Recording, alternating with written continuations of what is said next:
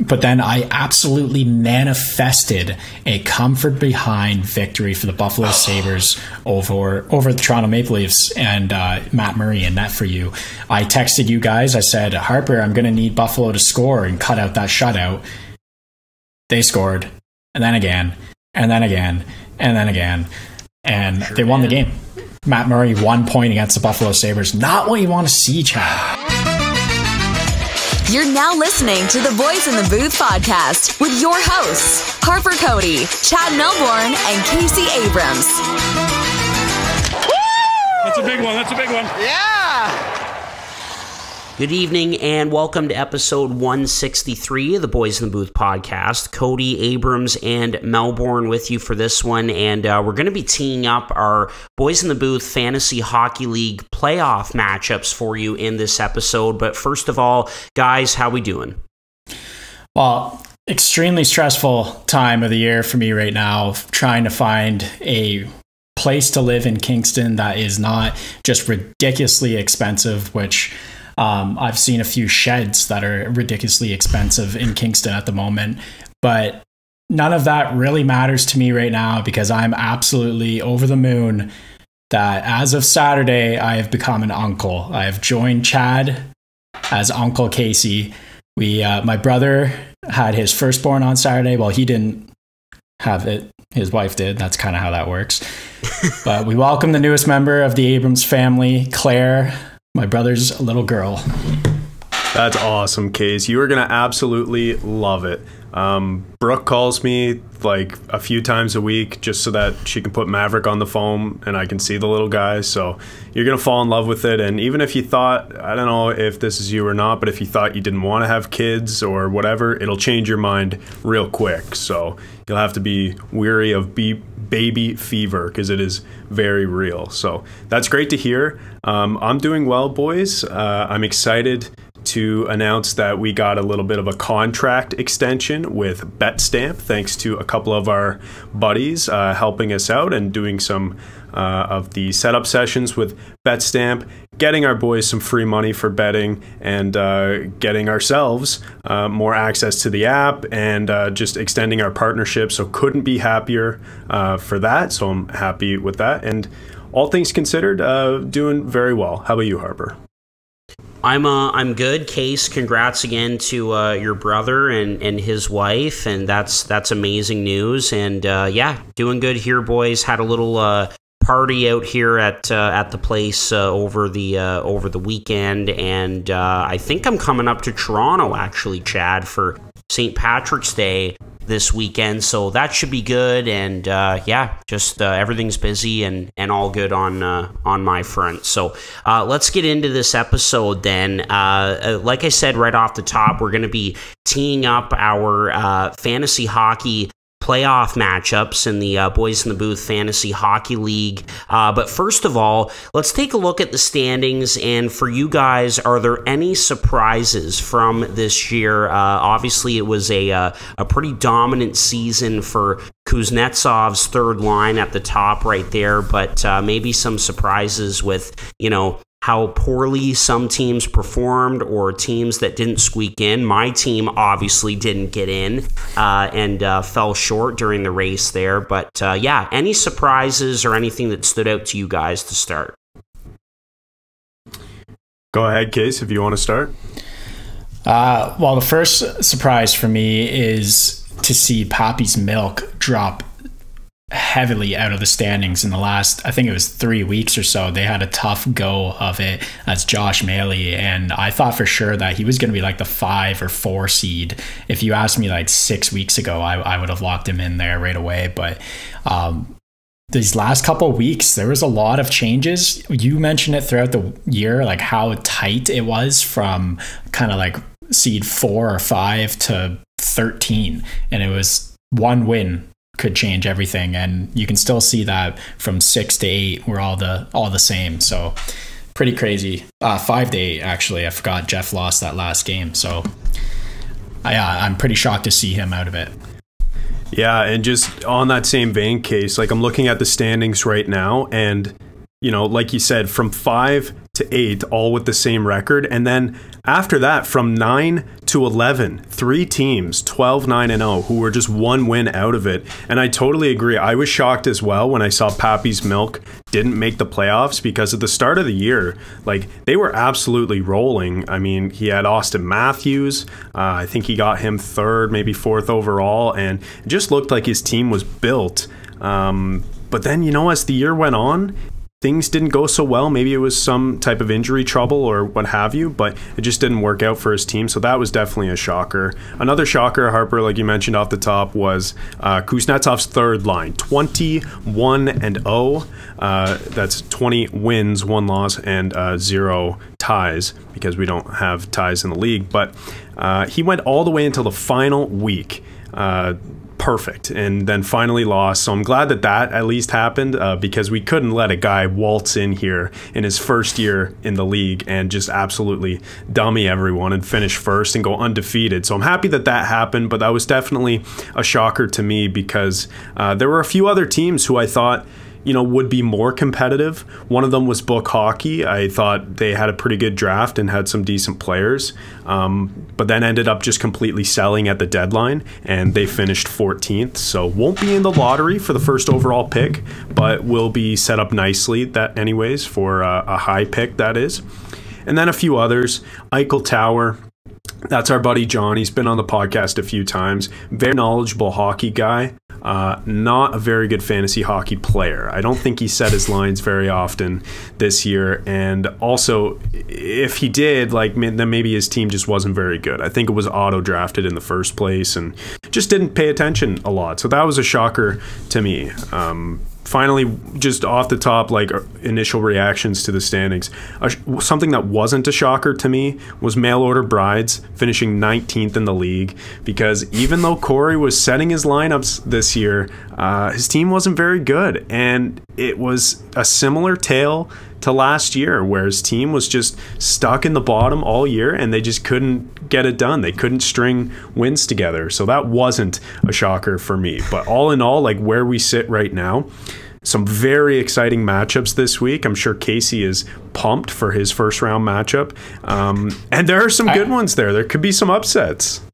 Well, there was an upset in the last week. It looked like Dirty Birdies had Zamboni Guy beat in the 3rd day, and then in the last 2 days they went off and beat Dirty Birdies, and that actually ultimately ended up with me in 7th instead of 6th, where I thought I was going to be.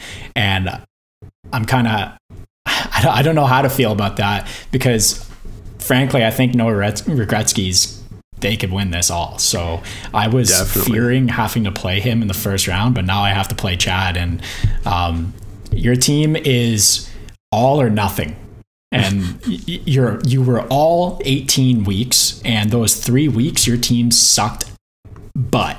So I'm just hoping I could get one of those weeks. But man, did you get lucky, or I don't know, somehow you 3D chessed this and figured out how to have playoffs in a week where you have 59 games played or something. So I checked out your score, and you're projected to absolutely wallop me.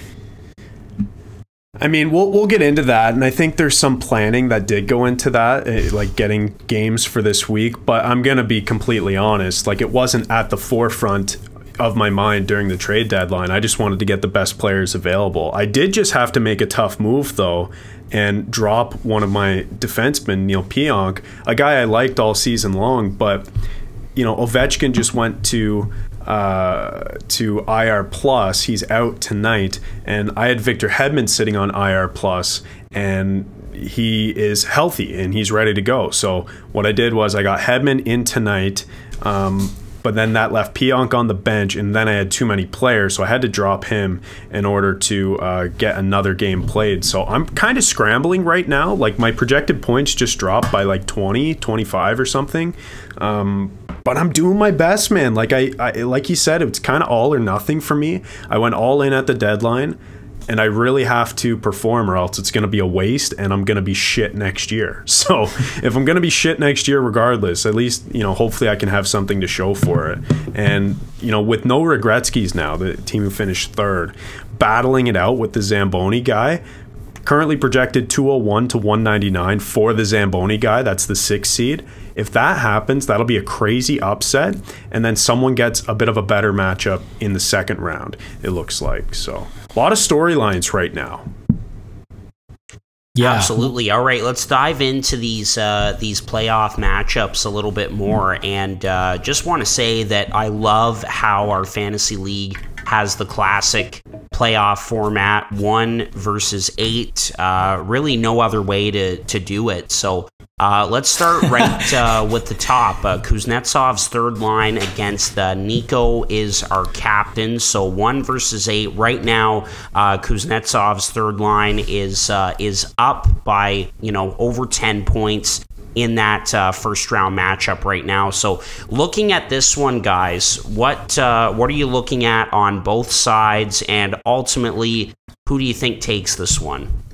Well, just when you look at these two teams, guys, like obviously we talked about Kuznetsov's third line being dominant all season long, and it's kind of evident why that was the case when you just look up and down the lineup. Guys like Stamkos, who, by the way, is not playing tonight. He's out, so he just currently added Braden McNabb as I'm looking at my phone at his team. So that's his Stamkos replacement right there, I suppose, for tonight.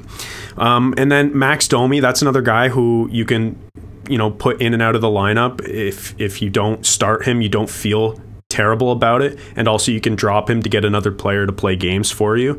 But then in terms of star power, it's Robertson, Laine, Patrick Kane, Hagel, Quinn Hughes, Roman Josi, Nate McKinnon, Barkov, and the list goes on. So his team is pretty stacked top to bottom. I don't think that it's a surprise that he's projected to win right now by quite a bit. But that being said, Nico as our captain has been one of those teams who's been sticking around all year long, and he's looking to play spoiler, obviously, here. So, if a few of his players get hot, I could definitely see an upset. I don't think it's likely, but I could see it happening. Hey guys, there's no betting corner segment in this episode of the podcast, so I thought I would take this time to tell you a little bit about our newest sponsor, BetStamp, the line shopping app for sports bettors. Betting lines have different odds across each sportsbook, and by using the BetStamp app, you can line shop across all of those sportsbooks to ensure that you're finding the best value available on the bets that you'd probably already be making. Also, the BetStamp app allows you to track all of your verified bets across those different sportsbooks so that you can build a more credible record as a bettor, and it allows you to follow other winning BetStamp users so that you can instantly be notified of their picks. So click the link in the description down below to download the BetStamp app today, and when you do, be sure to provide the code BOYSINTHEBOOTH when prompted to do so to let them know that we sent you. Every download really helps us out, and it helps you out as well, so we would really appreciate the support. Thanks, guys. Something about Luke's team to mention and kind of show how it's kind of impressive that he got in at the 8th seed, and we actually thought he was going to be higher at one point, is how unlucky he's been so far this year. One of the glaringly obvious ones that's on the screen right now is that he had O'Reilly all year this year, Ryan O'Reilly, and he has been brutal. And then Toronto gets him at the trade deadline. There was times I was talking to Luke throughout this year that he contemplated dropping Ryan O'Reilly, just straight up dropping him. And then he got traded to Toronto and started, there's a fire lit under his ass, and then he gets hurt instantly. He has Ekblad. He was hurt a couple times throughout the year. And then his first round pick, Huberdeau. How could you have ever predicted that this would be Huberdeau? So think about how low his production's been all year, and that's his first pick, yet he's in the playoffs here, and there's so many teams that aren't. So kind of impressive for him to get in there. There's a couple guys that stepped up when he needed them, Alex Tuck being one of them. He just got his 30th tuck the other night. Nico Hischier has been an absolute dog. That's why he switched his name to Nico is our captain halfway through the season. And yeah, we made the trade for Markstrom. Thatcher Demko and Markstrom are both back in time for playoffs. Well, Demko back and Markstrom becoming himself again. So that trade's kind of worked out for both of us in the end. I guess we just needed a change of scenery, like we always said. But man, this Kuznetsov third line team is nasty. They bought like crazy at the trade deadline. absolutely mortgage the future. So they're going all out for the first place this year. I can almost guarantee that they're going to be first, second, or third. I know that's not a lot of confidence in Luke at the moment, and I feel bad, but that's the way it is. His team's nasty. He bought like crazy. Luke didn't, and we'll see how this one rolls. But Luke's going to need a miracle here, and Morrissey and Stamkos being out is a good step. Yeah, that is true. Like, injuries can change anything. Like I said off the top when talking about us, I lost Ovechkin this week. So, I mean, I don't know how long he's going to be out for, but even just losing him tonight and putting him on IR changed my projected points by like 20 or so. So it can really swing things if one good player is missing. Yeah. And one thing that I'd like to point out again this week, and terrible timing for a first round of a playoffs, is one of those classic NHL schedule weeks where every single team plays on Tuesday, Thursday, and Saturday, Monday, Wednesday, Friday being extremely light. And for that reason, very good time to have Jason Robertson. They played last night and they played tonight as well, and one more time throughout the week, I believe, if not two. So great time to have a Dallas star in your lineup. That's why I picked up Hanky Panky before their game last night. But yeah, I think this one's going to be a runaway in the end. We'll see how Luke can shape up.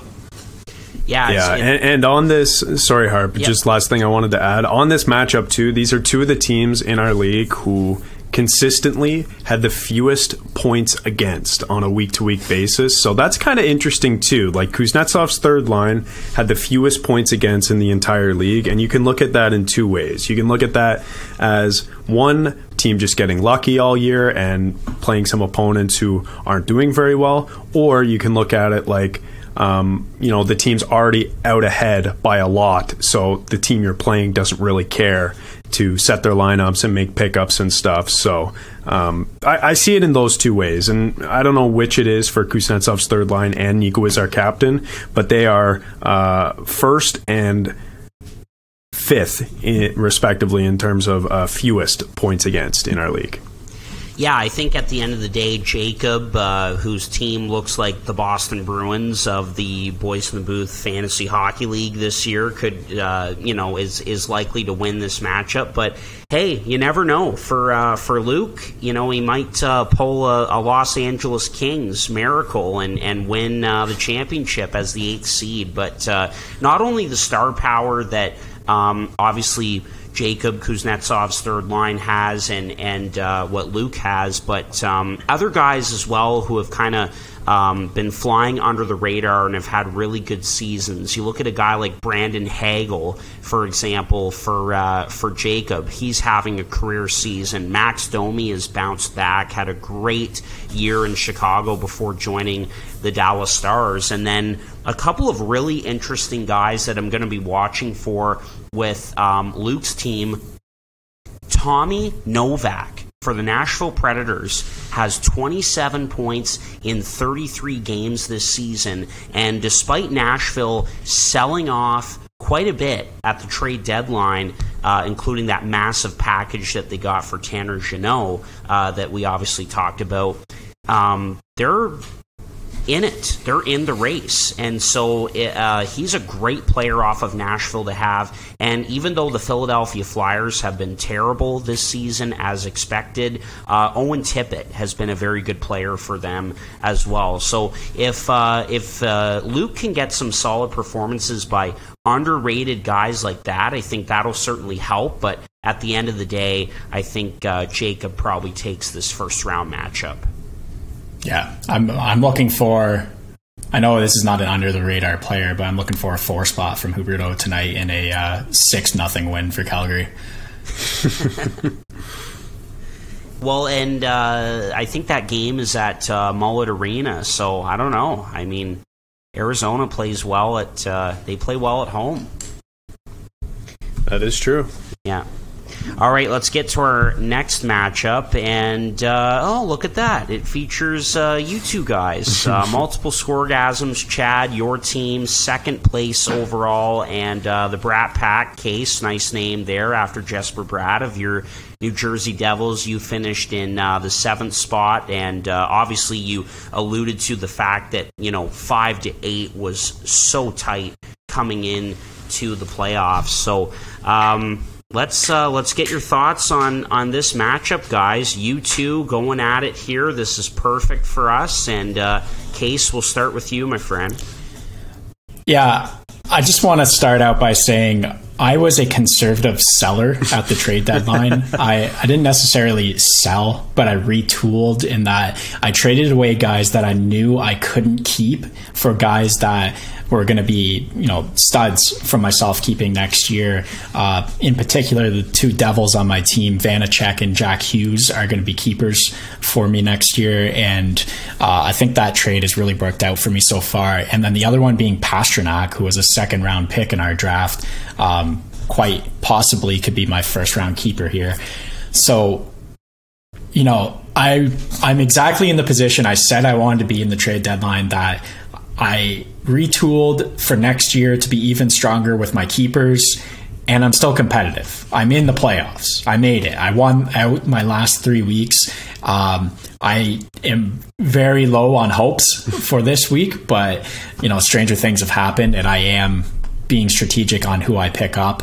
Like I said, I did pick up yesterday Hanky Panky. I dropped Adam Bulkfist for him. It was Adam kind of wasn't cracking my lineup because he's playing on the same night as Sandin and Ferraveri on Washington and D'Angelo. They all play on the same night, so I was like, I guess I've got to drop him and pick up someone else.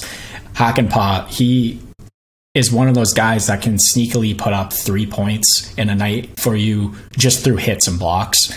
So I picked up him, and he's actually had a hot stick lately, getting apples too. So I thought that'd work for me. And then something to note that could be very good or very bad for me is having Jack Hughes and Nick Paul. The Devils in Tampa Bay, as of right now, just started a playoff series. They play 3 times this week.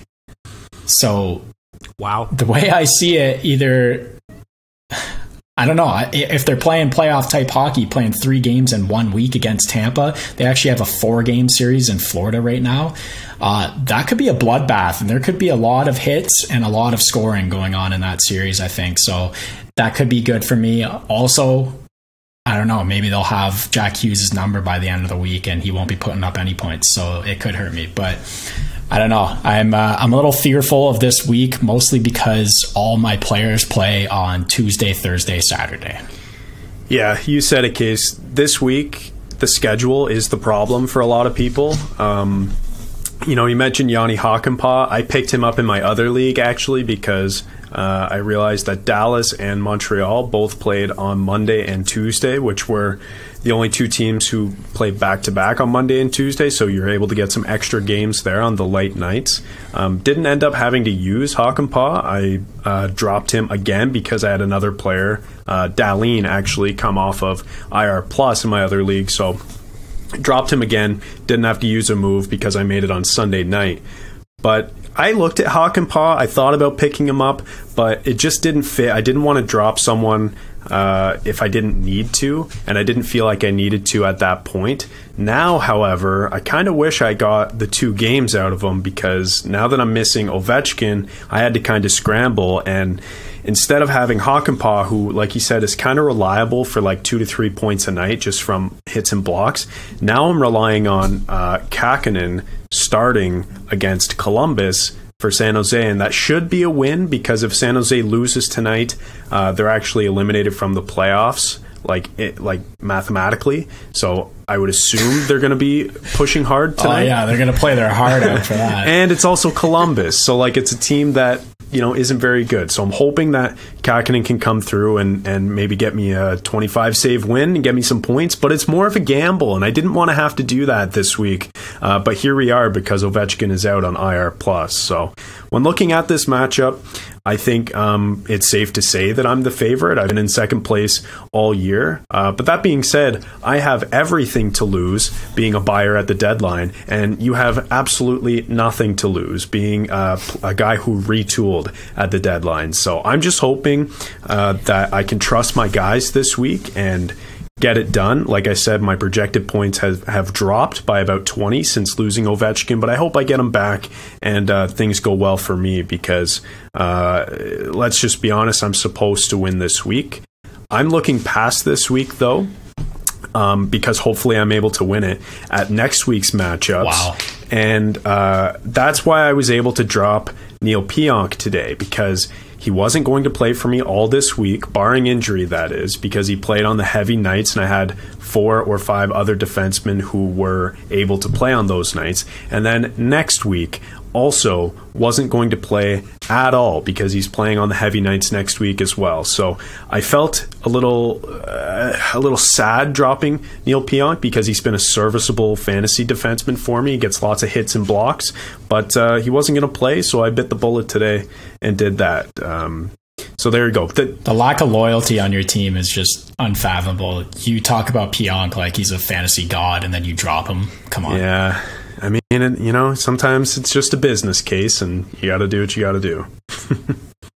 I got to say that last night, first of all, seeing Colorado score so many goals on Montreal, I didn't even look at who scored yet, and my stomach dropped when I saw that because I knew Rantanen's going to have like at least 3. But 1 goal, 1 assist. I think we came out okay considering they got 8 goals. Yep. But then I absolutely manifested a comfort behind victory for the Buffalo Sabres over the Toronto Maple Leafs, and Matt Murray in net for you. I texted you guys. I said, Harper, I'm going to need Buffalo to score and cut out that shutout. They scored, and then again, and then again, and then again, and they won the game. Matt Murray 1 point against the Buffalo Sabres. Not what you want to see, Chad. Not what you want to see. That is brutal. I will say I do have the Murray-Samsonov stack, so I'm hoping this week we're able to get some wins. But they don't have very easy matchups coming up. Like, they have Colorado on Wednesday, so that's going to be a tough one. I don't know who's going to start. I would assume Samsonov, but I mean, the coaches made it pretty clear. They want Murray to get starts down the stretch to get him playoff ready, so we'll see. I mean, goaltending, I don't think it's going to win or lose me my week. I think tonight will be a big night for us because just looking at both teams, I think we have everybody playing in all positions, correct? So this should be a big night. Tonight is going to decide on if my next 2 pickups are for this week or next week. And right now, I think that my pickups are going to be setting myself up for success in the consolation rounds. Yeah, fair enough. Well, again, like I said right off the top, I love this matchup that, 2 out of the 3 Boys in the Booth members get to go at it in the first round. And, again, just looking at a couple of guys that fly under the radar a little bit in terms of performers. Lawson Krause of the Arizona Coyotes for you, Chad. He's having a career year. He's got over 20 goals again. And we mentioned it, and sorry, Chad, about this again, but for you, Case, Rasmus Sandin, man, I don't see that guy slowing down anytime soon with the Capitals as long as he is still getting this opportunity with John Carlson out to play big minutes, and he's got 8 points in 4 games. So not only the star power, but again, those kind of guys that fly under the radar, I think will be big for both of you in this matchup. So looking forward to seeing how it shakes out at the end of the week. For sure. All right, let's move on to our third playoff matchup out of the first 4. And so this is 3 versus 6. So we have the No ReGretzkys and the Zamboni Guy. The Zamboni Guy right now up by 7 points or so on the No ReGretzkys. So what do we think of this matchup, guys? I know that, Case, you mentioned that Dylan, his team, 15-6 through the regular season. They had a really good year, but our good friend Pross had a good season as well at 13-8 and getting into that 6th spot. So, what do we think of this matchup, guys? And now, a word from our sponsors. This podcast is sponsored by Liquid IV. Whether you're staying active or nursing a hangover, Liquid IV has you covered. Just one stick of Liquid IV in 16 ounces of water hydrates faster and more efficiently than water alone. It contains 5 essential vitamins, B3, B5, B6, B12, and vitamin C, with 3 times the electrolytes of traditional sports drinks. It's made with premium ingredients, it's non-GMO, and it's free from gluten, dairy, and soy. There are plenty of awesome flavors, but my personal favorite right now is lemon lime. So, get 20% off when you go to liquidiv.com and use the code boys_in_the_booth at checkout. That's 20% off anything in the store when you order using the promo code boys_in_the_booth at liquidiv.com. Experience better hydration today with Liquid IV. This podcast is also sponsored by the best ticket app out there, SeatGeek. SeatGeek takes the confusion out of buying tickets, making it quick and easy to get the best deals on tickets to your favorite sporting events. Plus, Boys in the Booth listeners get $20 off their first ticket purchase on SeatGeek with the promo code BOYSINTHEBOOTH in all caps. So, click the link in the description down below to download the app, and remember to get your discounted tickets using the code BOYSINTHEBOOTH in all caps. Get great seats for a fraction of the cost with SeatGeek. Well, for me, the reason why I have no ReGretzkys going deep in the playoffs here is because of Connor McDavid and his willingness to put up 50 points in a week, 50 fantasy points in a week, and absolutely stealing a whole week by himself. And I still think that trade was unbelievable for Dylan here, no ReGretzkys. And then he's got Erik Karlsson too, who, sure, San Jose is not doing too hot, but Erik Karlsson's putting up some freaky numbers over there and just set the franchise record in goals by a defenseman in a season, so passing Brent Burns. His team, pretty scary. He's got a lot of firepower up front, and some decent goaltending in Saros, if he can really string together a couple wins.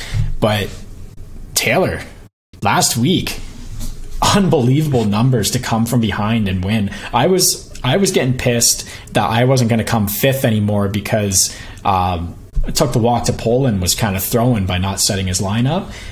But it didn't matter because Taylor came back, Zamboni Guy, and absolutely smashed Dirty Birdies. He had 237.65 points last week, projected to have 192. Oh. So kind of playing, ahead of their depths there, but doesn't matter because if they can do that again, then look out for this team. Yeah, for sure. When looking at this matchup, I mean, the first thing I think about, obviously, on Dylan's team is McDavid and that trade that we let go through. Like, why didn't we veto that trade? McDavid wouldn't be a problem for us in the playoffs right now if we just vetoed that trade. So, yeah, like that, I'm still salty about that. But I think I already used my veto nomination at that point. And no one else wanted to bring up a veto for that one. So whatever, we got to live with it now. But when I look down his lineup, no ReGretzkys that is, other than, Karlsson and McDavid and, I guess you could say a guy like Elias Pettersson, I truly don't think he's that deep. And I think he relied a lot on McDavid. Like, sure, he has some good players, but Roope Hintz last night, he's been a great fantasy player all year. Already only 0.5 points in that game against Seattle last night. So that's one of his games for the week. Virtually got nothing out of him. So that's tough. And you need your guys to perform though, and that's one game where I know. But then you have Clayton Keller, who was the NHL's first star of the week and put up 38 fantasy points. And fair enough. That's what I'm saying. He's got support all around. One guy takes a week off. I don't think he's. Right now though, he's not secure to win this week. Like, that's why I think I could see an upset happening, because if McDavid doesn't have, I mean, listen, it's McDavid. He's going to have 2 points a game, and that's going to translate to like 10 fantasy points a game, and he's going to run away with it. But if McDavid gets rested, or something, he doesn't have his best game of the year, like, I think he could be in serious trouble, because I just don't see the depth in terms of getting quality fantasy points reliably out of some of those players. Like, trust me, I like his team. There's a reason he finished third this year and finished highly last year in our league as well. He's a good fantasy manager, but I'm just not so scared of this team, and I think the Zamboni guy has a legit chance. Okay, well, we'll talk in a week about that. It's funny, he texted our chat the other night. I'm looking at the defense and saying, it might be that's kind of the area he's lacking when you look past Karlsson, mostly because Morgan Riley couldn't hit a bull in the ass with a banjo, and Philip Hronek is injured at the moment, so that's definitely not helping him out. But man, like, you've got at least 4 guys on forward that will go off at any. Trocheck for sure. He can. I have him in my other league. He goes off often, especially now that top 6 in New York is even nastier. Duchesne can be good. He was really good last year. I think he's taken a bit of a step back fantasy-wise, but he's just outside the top 100, 125 right now. So I get it. There are some good players there. I don't know. And I'm not saying the Zamboni guys' team is better on paper when I look at it. I'm just saying that, if McDavid isn't his absolute best, and if Karlsson isn't his absolute best, then he could be in trouble. And right now, the Zamboni guy is projected to win by 1 point and is currently up by 10 points. So it wouldn't be crazy if he won. Yeah, the one thing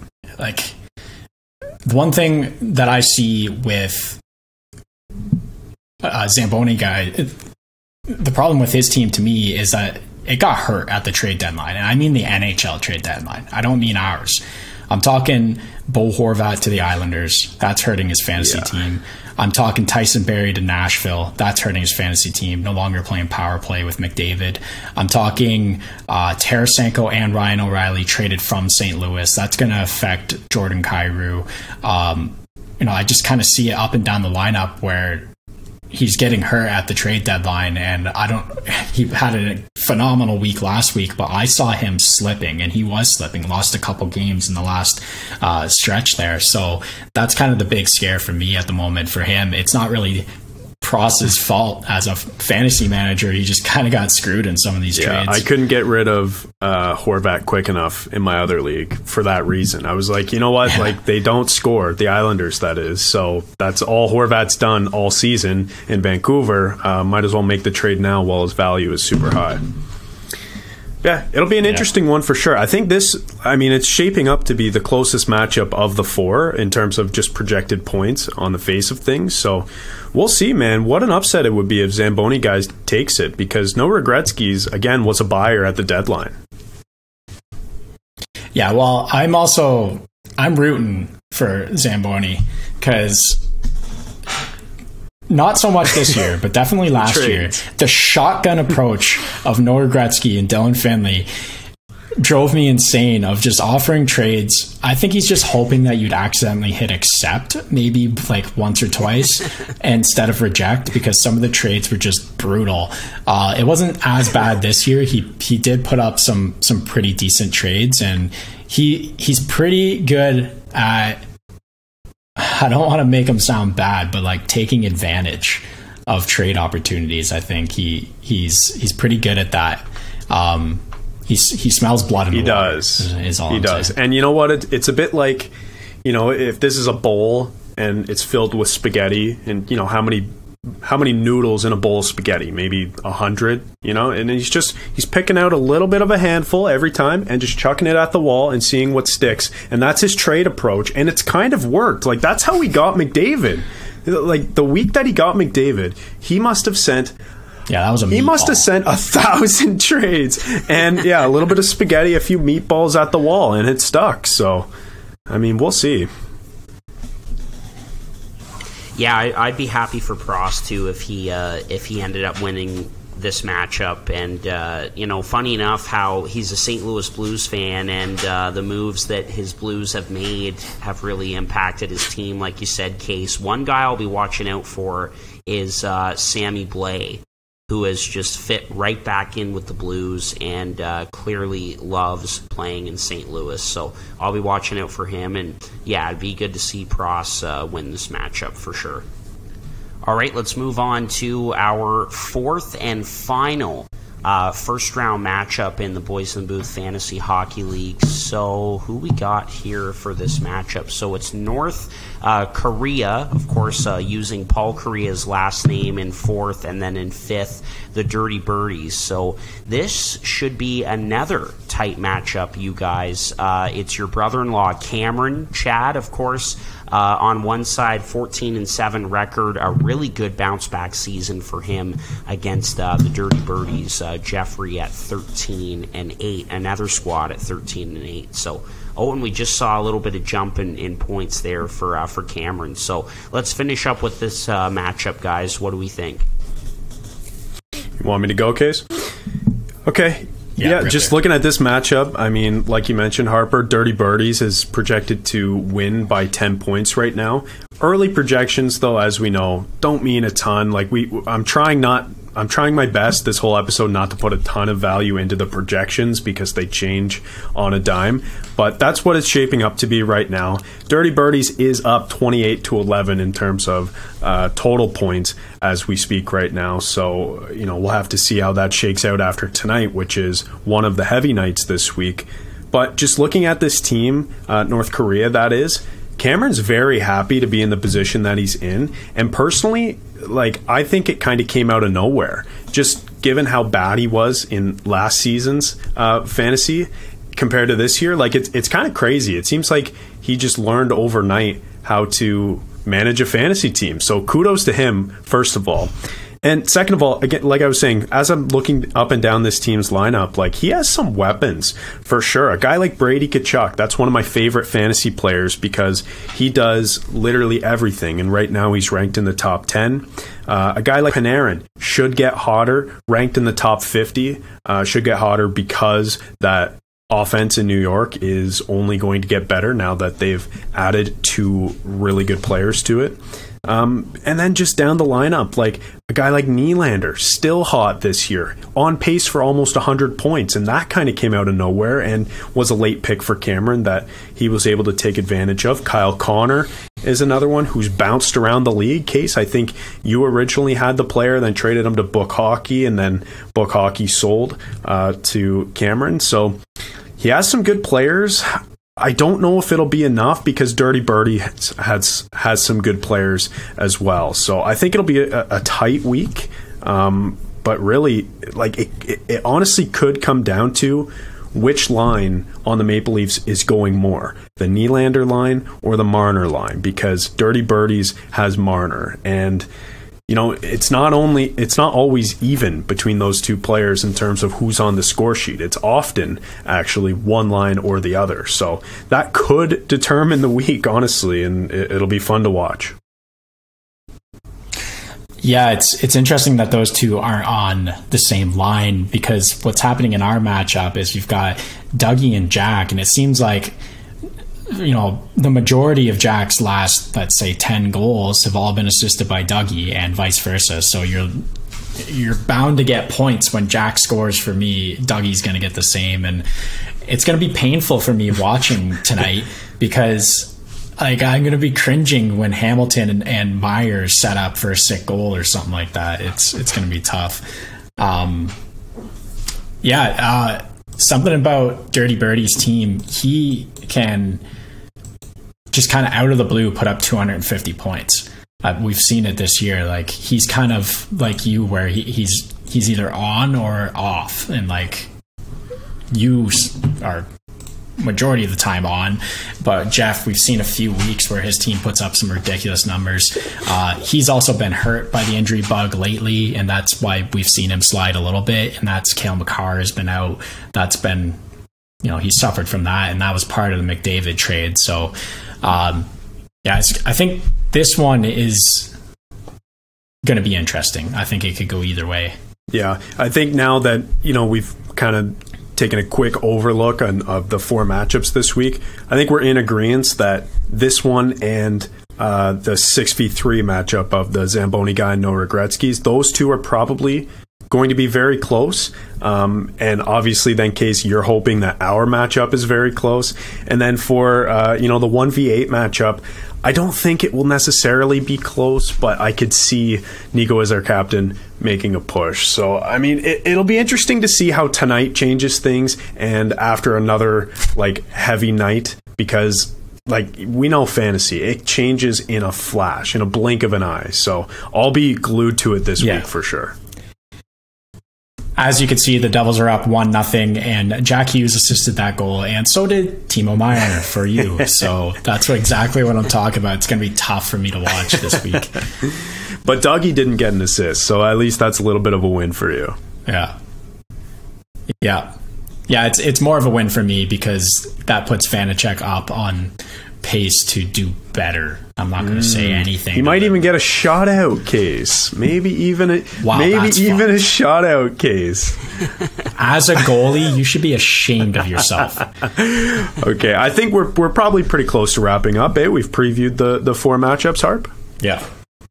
Yep. Yeah, definitely. The last thing I'll just say, Chad, you made a good point about the impact of players on the same team, in a matchup, Nylander on one team, Marner on the other, and how, which line is going the most for the Maple Leafs could impact this last matchup that we were talking about between Jeffrey and Cameron. But same with the Ottawa Senators. Does Brady Tkachuk keep going and have a big night against Edmonton, or does Alex DeBrincat pick it up a little bit? His shooting percentage is down by quite a bit this season and is having a down year, but looking at that as well. So, yeah, man, I'll be, I'm out of it, obviously, so it's pretty easy for me to just sit back and watch, but you guys have to do some heavy lifting and have a good matchup against each other. So, yeah, looking forward to it all week long. And, again, if you want to pick up some